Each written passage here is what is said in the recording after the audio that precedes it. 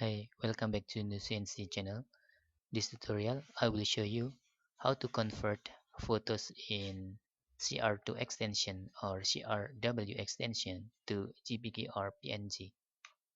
First, you can download Pixelian image converter. You can see this Pixelian, okay, by NG. It's a software. We can add files and find your CR2 in Canon digital photograph, okay, and click open.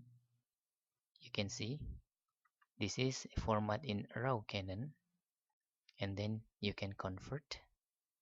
I will place in my desktop, okay, and then I want to convert to JPG, and let's click convert.